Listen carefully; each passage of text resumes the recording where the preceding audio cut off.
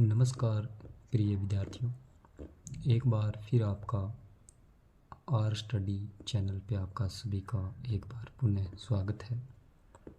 जैसा कि हम इस चैनल के माध्यम से आपको जो सरकार द्वारा दी गई जो वर्कबुक है उसको हल करवाने संबंधी आपको सहायता प्रदान की जा रही है। और इस कड़ी में हम आज वर्कबुक के जो वर्कशीट नंबर 48 है उस तक हम पहुंच गए हैं। और ये आप लोगों का स्नेह और सानिध्य है कि आप लोग हैं वो इतने अच्छे तरीके से इस चीज़ को समझ रहे हैं और आपके बीच यह चीज़ लोकप्रिय हो रही है। तो इसी के बीच हम आज पुनः इस चीज़ को दोबारा शुरू कर रहे हैं। Worksheet number 48 competency associate pictures with words.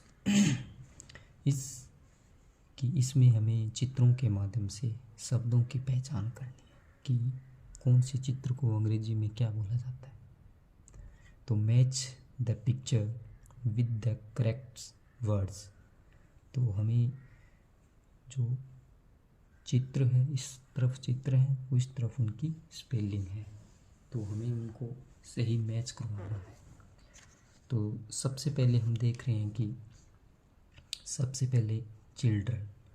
तो चिल्ड्रन है वो आपको जैसा कि दिखाई पा रहे हैं कि चिल्ड्रन है वो यहाँ पर नृत्य कर रहे हैं। तो इसको हम चिल्ड्रन वाले के साथ इसको मैच करवा देंगे। चिल्ड्रन मतलब होता है बच्चे, चिल्ड्रन मतलब बच्चे। दूसरा है फार्मर। चिल्ड्रन मतलब होता है बच्चे, तभी हम यहाँ पर बच्चे लिख देंगे, ये बहुवचन के लिए आता है। और फिर होता है फार्मर। फार्मर मतलब होता है किसान। किसान जो हमारे पिता या हमारे रिश्तेदार संबंधी या हम खुद किसान का काम करते हैं, खेती करते हैं, उसको फार्मर बोलते हैं। और यहाँ पर हम देख रहे हैं किसान है वो फसल काट रहा है अपनी, तो यहाँ पर इसको हम किसान के साथ जो चित्र है उसके साथ मैच करवा देंगे। फिर हम यहाँ पर देख रहे हैं कि WWL वेल। वेल मतलब होता है कुआं। भी पुराने समय के अंदर पानी का जो मुख्य स्रोत था वो कुआं ही हुआ करता था। उससे बाल्टी से रस्सी की सहायता से उसको खींच पानी को भूमि के अंदर से कुआं बनाया गया था, उससे निकाला जाता था। तो हम इसको कुएं के साथ मैच करवा देंगे। फिर होता है हिल्स। हिल्स मतलब होता है पहाड़ियाँ। हिल्स मतलब पहाड़ियाँ। जैसे हमारे इलाके के अंदर जो रेतीला इलाका है हमारा, लेकिन हमारे राजस्थान में मुख्य रूप से पहाड़ियाँ हैं वो अरावली की पहाड़ी है। जैसे जयपुर है, सीकर है, झुंझुनू है, जालोर है, नागौर है। इस साइड के अंदर यहाँ पर ये रेत नहीं पाई जाती, मिट्टी नहीं पाई जाती, वहाँ पर मुख्य रूप से पहाड़ी इलाका है तो पहाड़ियाँ पाई जाती है। तो हिल्स मतलब पहाड़ियाँ। तो पहाड़ियाँ हैं वो आपको जैसा कि मैं नीचे दिखा पा रहा हूँ, उसको हम इसके साथ मैच करवा देंगे इसके साथ। तो ये पहाड़ियाँ होंगी। फिर होता है बफेलो। बफेलो मतलब होता है भैंस। बफेलो मतलब होता है भैंस। भैंस जैसे कि हम दूध पीने के लिए इसको मवेशी के रूप में रखते हैं, तो इसको ये जो यहाँ पर बफेलो भैंस का जो चित्र है उसके साथ हम मैच कर देंगे। फिर होता है स्टोन। स्टोन मतलब होता है पत्थर। स्टोन मतलब होता है पत्थर। तो पत्थर है वो पहाड़ों से निकलता है और इसके अंदर नीचे जैसा कि आप देख पा रहे हैं यहाँ पर ये पत्थर है, तो हम इसके साथ मैच कर देंगे। फिर है हैंड पंप। हैंड पंप है वो मुख्य रूप से धरती का जो पानी है वो ऊपर निकालने का एक आसान तरीका है। और इसकी सहायता से पुराने समय के अंदर, जैसे ब्यास तो टोंटेरी हो गई, लेकिन पुराने समय के अंदर जैसे बस स्टैंड था और कोई इलाके थे तो वहाँ पर मुख्य रूप से जो पानी उपलब्ध करवाने का जो सस्ता और सिंपल तरीका था वो हैंड पंप था। तो हैंड पंप मतलब होता है, हैंड पंप मतलब नलकूप, नलकुआं, नलकूप बोलते हैं hand pump.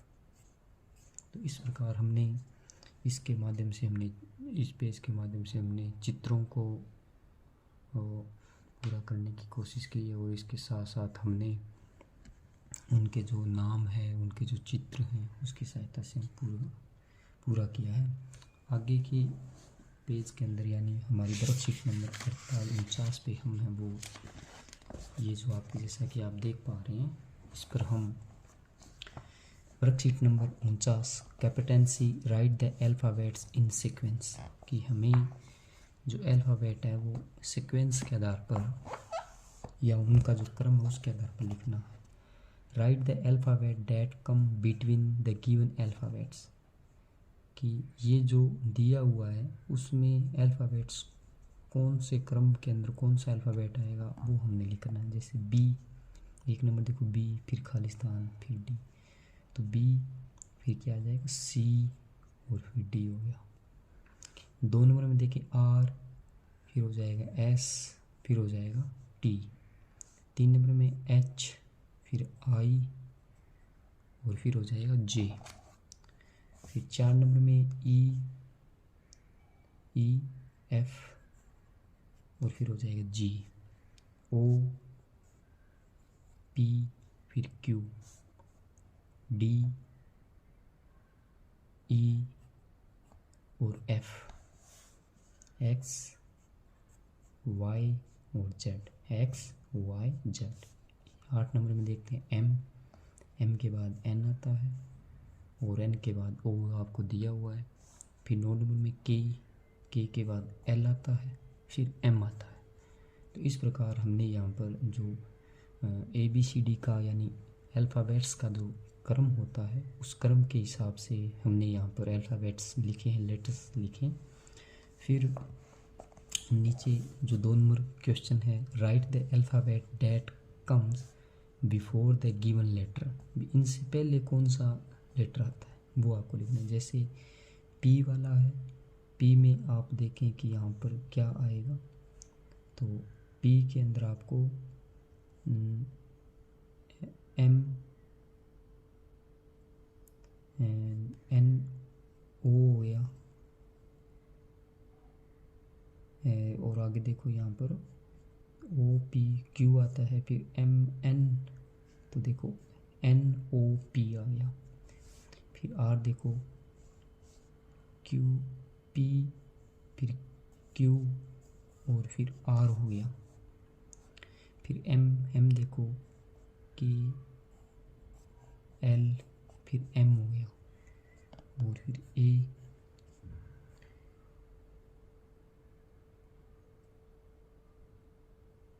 B, A B,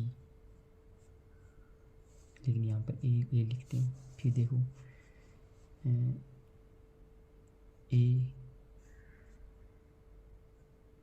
B और फिर सी और डी हो गया, फिर डी ई और एफ,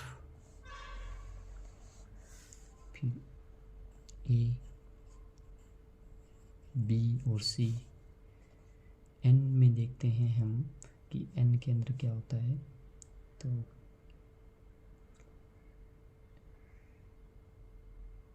तो जैसे कि एल एम,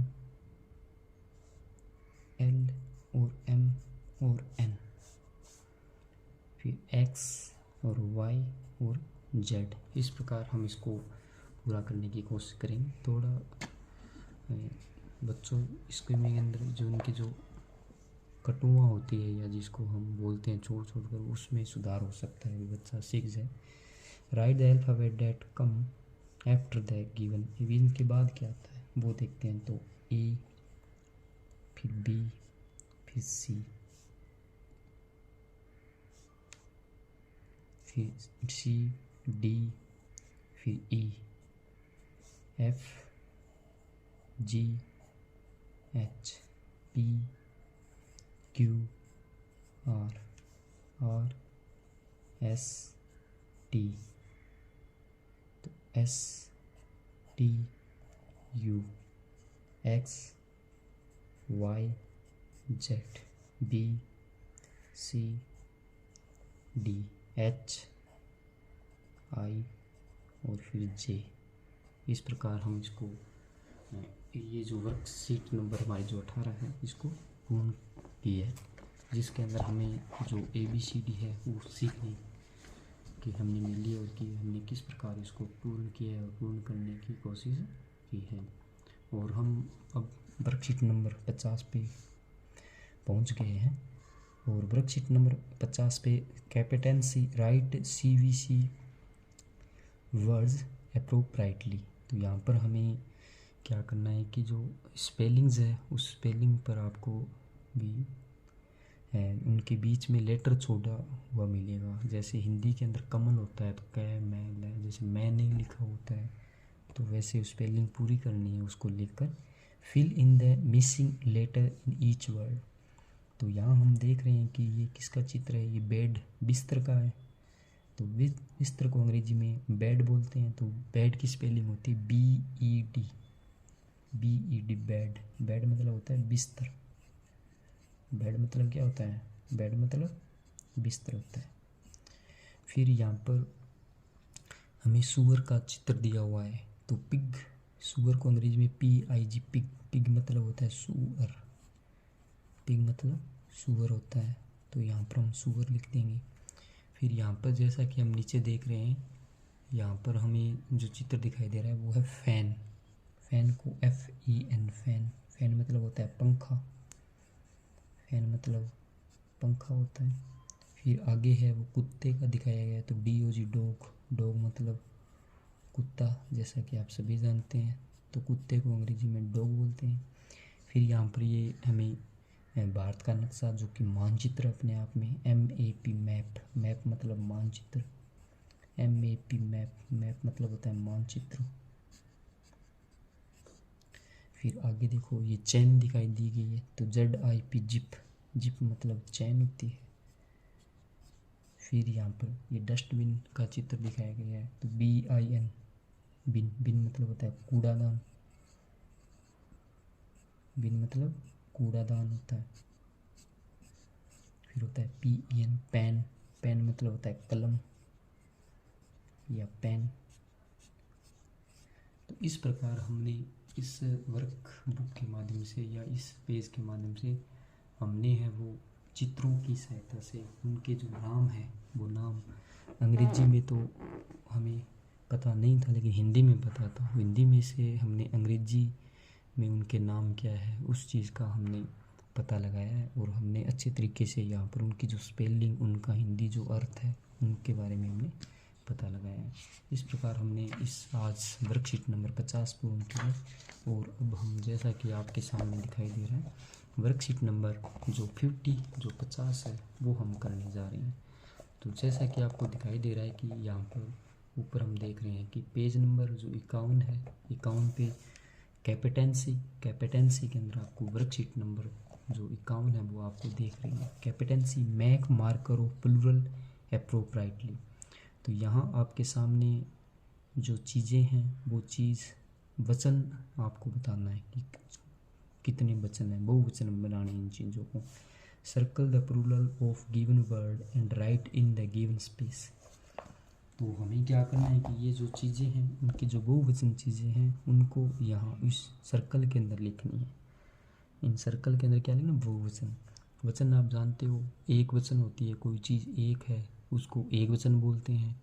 और बहुवचन जो चीज़ एक से ज़्यादा चीज़ है उसको बहुवचन बोलते हैं। जैसे आपके सामने यहाँ पर एक उंगली है तो ये तो होगी एक वचन। एक वचन किस लिए कहेंगे, एक वचन इसलिए कहेंगे क्योंकि ये चीज़ ही अपने आप में एक है। लेकिन अभी ये दो हो गई तो इसको द्विवचन बोल सकते हैं, लेकिन हिंदी में इसको बहुवचन बोलेंगे। ये 3 हो गई और ये 4 हो गई, ठीक है। और ये 5 हो गई, ये 5 हाथ हो गई, यानी उंगलियां हो गई हाथों की। तो इनको क्या कहेंगे, ये तो एक वचन उंगली हो गई, ये बहुवचन उंगलियां होंगी। इसी प्रकार हम चीज़ के मामले में देखें तो ये मेरे पास एक पेंसिल है और अब मैं देखूं तो ये तो एक वचन हो गई। अब इन चीज़ों को देखूं तो ये चीज़ें मेरे पास कितनी होगी, बहुवचन चीज़ें हो, यानी एक से ज़्यादा वचन वाली चीज़ होगी तो उनको बहुवचन बोला जाता है। तो जैसे ये सब में होता है, जैसे लड़का लड़की होती है, क्लास क्लासें होती है, बच्चा बच्चे होती हैं, माता माताएं होती है, भाई भैया या भाइयों होती है, दादा दादाएं। तो इस प्रकार ये जो चीज़ें हैं उनकी बहुवचन होती है। तो जैसा कि अंग्रेजी में आपके सामने दिखाया गया है कि हमें यहाँ पर जो दिया है उनके एक वचन और बहुवचन हमें ये बॉक्स के अंदर लिखा हुआ है, उनमें से हमें लिखना है। तो सबसे पहले हम देख रहे हैं कि पेन। पेन मतलब आप सबको पता है, पेन मतलब होता है कलम। ठीक है, पेन मतलब होता है कलम। तो अब पेन का क्या होता है, पेन्स। पेन का क्या होता है, पेन्स होता है। तो यहाँ पर कार, कार आपको पता है, कार मतलब कार होती है। ठीक है, अब यहाँ पर इसमें हम देखें कि कार की स्पेलिंग कौन सी है। तो देखो पेन्स ये हो गई, इसके निशान लगा दिए हमने, कर दिया। गर्ल्स बॉयज़ कार, कार यहाँ पर है, ये भी होगी। फिर बैग्स, फिर यहाँ पर देखो कार्स। तो हम कौन सी स्पेलिंग ये लिखेंगे, कार्स। कार्स मतलब होती है कार है। फिर यहाँ देखो बॉय, बॉय मतलब होता है लड़का। बॉय मतलब क्या होता है, बॉय मतलब लड़का होता है। और इसका बहुवचन बनाने के लिए हम क्या कहते हैं, लड़के। क्या कहते हैं, लड़के। तो देखो बॉय, तो ये 3 नंबर पे बॉय बॉयज़। तो यहाँ पर हम क्या लिख देंगे, बॉयज़, बॉयज़ कर देंगे। फिर बैग, बैग मतलब होता है थैला। और फिर थैला, थैले का क्या होता है, थैले। थैले का क्या होता है, थैले। तो बैग, बैग्स, ये रहा बैग्स। ये यहाँ पर आपको ऊपर दिखाई नहीं दे रहा है, यहाँ ये बैग्स रहा। तो हम यहाँ पर इसको क्या कर देंगे, बैग्स कर देंगे। बैग्स मतलब थैले। फिर डोर, डोर मतलब दरवाज़ा होता है। डोर मतलब होता है दरवाज़ा। तो इसका क्या हो जाएगा, इसका डोर्स हो जाएगा, डोर्स। डोर्स मतलब होता है दरवाजे। फिर सॉन्ग, सॉन्ग मतलब होता है गाना। तो गाना क्या हो जाएगा, सॉन्ग्स। सॉन्ग्स मतलब होता है गाने। फिर गर्ल्स, गर्ल मतलब लड़की होती है। और गर्ल का क्या हो जाएगा, गर्ल्स। गर्ल्स मतलब लड़कियां होती हैं। फिर होता है वॉल, वॉल मतलब होता है गेंद, एक गेंद। और गेंदे हो जाए वॉल्स, वॉल्स मतलब गेंदे। इस प्रकार हम देख रहे हैं कि यहाँ पर हमने इसके माध्यम से यहाँ पर एक वचन और बहुवचन चीज़ों के बारे में हमने यहाँ पर पता लगाया है कि कौन सी चीज़ें एक वचन है, कौन सी चीज़ें बहुवचन है। तो इस वीडियो के माध्यम से हमने एक वचन और बहुवचन के बारे में पता लगाया। अब हम अगले पेज पे चलते हैं। अगले पेज पे वर्कशीट नंबर 52 जो कि आपके सामने दिखाई दे रही है। और वर्कशीट नंबर 52 पे जैसा कि आपके सामने दिखाई दे रहा है कि वर्कशीट नंबर 52 पे कैपेटेंसी, वर्कशीट नंबर 52 52 कैपेटेंसी भी आपको यहाँ पर क्या सीखने को मिलेगा। तो यहाँ पर आपको सीखने के लिए listen to the rhyme and लेवल पिक्चर्स। तो यहाँ पर आपको एक पोइम मिलेगी और पोइम के अंदर क्या है वो आपको सीखने को क्या देखते हैं, वो देख पिक्चर के अंदर आपको क्या क्या चीज़ में आपको मिलेगी। Recite the poem with the help of your teacher and लेवल द गिवन पिक्चर्स। तो आपने टीचर की सहायता से इस पोइम को पढ़ना है। तो बच्चे मेरे पीछे पीछे बोलेंगे, मैं इसको बोलता हूँ। The rain is raining all round. मेरे पीछे बोलो, the rain is raining all round. It falls on the trees and fields. It falls on the trees and fields. It rains on the umbrella here. It rains on the umbrella here and on the ship and sea. And on the ship and sea. इस प्रकार ये जो poem है इसके अंदर हमें बरसात के बारे में बताया गया है कि बरसात है वो चारों ओर हो रही है। बरसात है वो भी खेतों पर भी गिर रही है, पेड़ों पर भी गिर रही है, और बरसात में हमें छाते की ज़रूरत होती है। और इस प्रकार बरसात में भी समुद्र और जहाज़ है वो भी चलते रहते हैं। इस प्रकार हमें इसके माध्यम से हमें बताया गया। अब हमें एक चित्र दिखाया गया है। चित्र में जैसा कि आप देख रहे हैं कि हमें पेड़ दिखाई दे रहा है, बादल दिखाई दे रहे हैं, तो हमें इनके बारे में यहाँ पर बताना है। तो सबसे पहले यहाँ देखें, ये किसका चित्र है? ये ट्री मतलब पेड़ होता है, ये पेड़ का चित्र है। ये किसका चित्र है? ये बादल को अंग्रेजी में क्लाउड बोलते हैं, CLOUD, क्लाउड मतलब होता है बादल, CLOUD क्लाउड मतलब बादल होता है। ये यहाँ पर अम्ब्रेला मतलब छत्ता होता है, तो ये यहाँ पर छाता हो गया। फिर ये किसका चित्र है? ये बूंदे को रेन्स बोलते हैं, रेन मतलब वर्षा।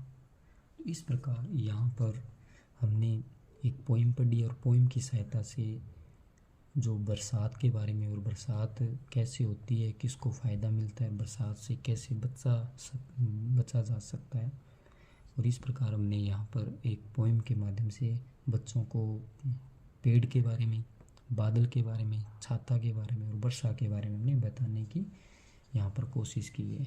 फिर draw a ship in the box, यहाँ पर हमें एक शिप मतलब जहाज़ बनानी है। तो जहाज़ है वो आप कागज़ से छोटे बच्चे बनाते ही हैं, तो उसकी सहायता से हम भी कोशिश करते हैं कि छोटे बच्चे जहाज़ बना लें।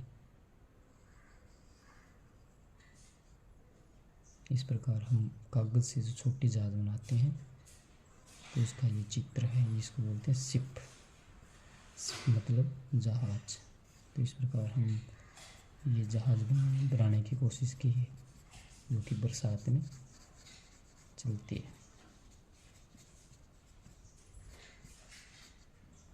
तो इस प्रकार यहाँ हमने एक जहाज़ बनाई है, बच्चे को पोइम के माध्यम से सिखाया भी है। अब हम इस फॉर्मेटिव असेसमेंट 10 पे चल रहे हैं। फॉर्मेटिव असेसमेंट 10 में जैसा कि आप इस कैमरे के माध्यम से ये आप देख रहे हैं कि फॉर्मेटिव असेसमेंट 10 पे आपको what is plural form of the word mat. Mat मतलब चटाई होती है, चटाई की बहुवचन क्या होता है, या चटाई का बहुवचन क्या होता है। तो बहुवचन बनाने के लिए हम एस लगाते हैं, बहुवचन बनाने के लिए क्या लगाते हैं? एस। तो इसके क्या लगा लेना? एस लगा देना है। जैसे MAT, तो यहाँ पर MATS मैट्स। ये है क्या? ये नहीं है। ये है क्या? ये है। ये भी नहीं है, ये भी नहीं है, तो ये यहाँ हो जाएगा। हम एस लगाकर इसको बहुवचन बना लेते हैं। फिर what is the plural of the form table. Table के भी हमें क्या लगाना है? एस लगाना है। तो TABLES टेबल। ये नहीं है, ये भी नहीं है, ये भी नहीं है, तो इसका ये टेबल हो जाएगा। फिर 3 नंबर देखो, how do you get rain. बरसात आप कैसे प्राप्त करते हो? माउंटेन मतलब होता है पर्वत, रिवर मतलब नदियाँ, क्लाउड मतलब बादल, ट्री मतलब पेड़। तो बरसात कहाँ से आती है? बरसात बादलों से आती है। बादल को अंग्रेजी में क्या कहते हैं? क्लाउड। बादल को अंग्रेजी में क्या कहते हैं? बादल को अंग्रेजी में क्लाउड बोलते हैं। फिर 4 नंबर देखो, which of these save us from rain. हम बरसात से भीगने से कैसे बच सकते हैं? हम बरसात से भीगने से शर्ट पहन कर बच सकते हैं क्या? नहीं बच सकते। स्कार्फ लड़कियां पहनती है, उससे भी नहीं। अम्ब्रेला छत्ते से बच सकते हैं। ग्लव्स हाथों की सर्दी से बच सकते हैं, लेकिन अम्ब्रेला मतलब छाता, हम छाता लेकर बरसात से बच सकते हैं। फिर 5 नंबर जो क्वेश्चन है, match the picture with the correct word. तो यहाँ पर ये किसका चित्र है? ये भैंस को बफेलो बोलते हैं, तो इसको बफेलो के साथ मैच करवाना है। और फिर यहाँ पर देखो, चिल्ड्रन बच्चे को अंग्रेजी में चिल्ड्रन कहते हैं। ये पहाड़ियाँ हैं, पहाड़ियों को अंग्रेजी में हिल्स कहते हैं। फिर draw a boat in the box, तो एक नाव बनानी है आपको। क्या बनानी है? एक नाव है वो, जैसा कि आप मुझे जैसे बनाती आती है, मैं आपको बनाकर बता देता हूँ कि नाव, छोटी नाव, इसके अंदर हम जैसे ऐसे कर लेते हैं, फिर ऐसे कर लेते हैं, फिर ऐसे।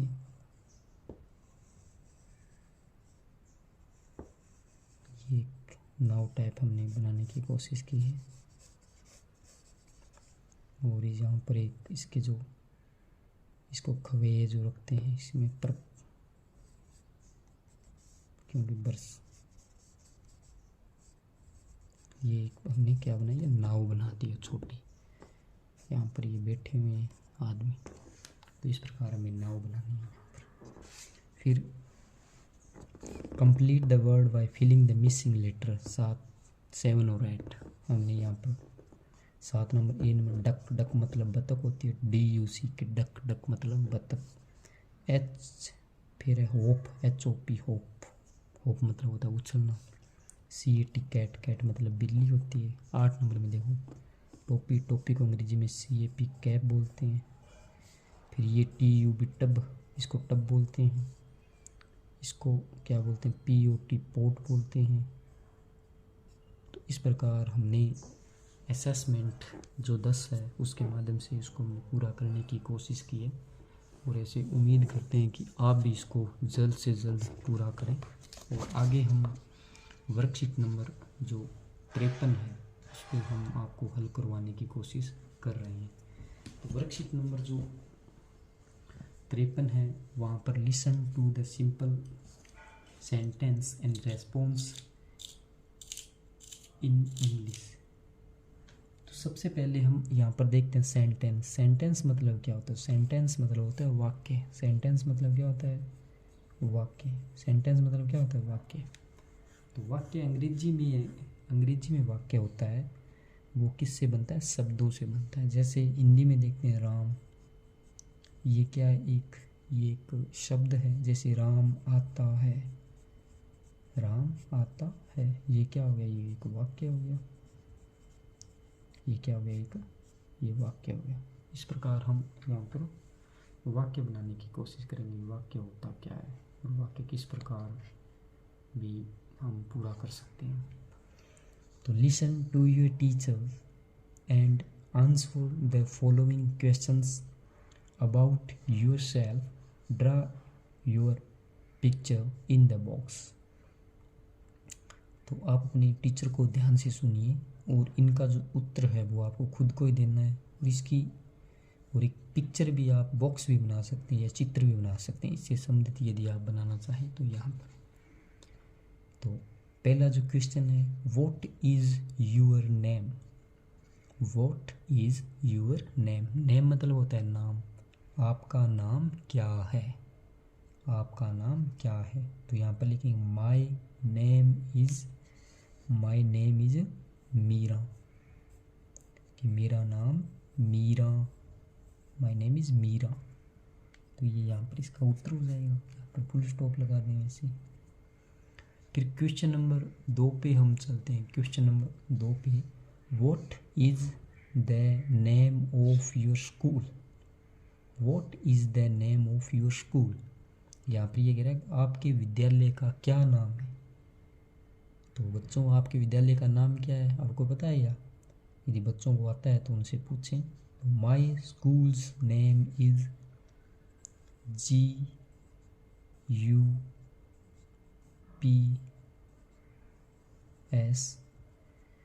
GUPS जयपुर। मेरे स्कूल का नाम government upper primary school Jaipur है। जो 3 नंबर है, 3rd नंबर है, in which class do you study. तुम कौन सी कक्षा में पढ़ते हो। In which class do you study, तुम कौन सी कक्षा में पढ़ते हो या पढ़ती हो। तो answer, I study in class 3rd। I study in class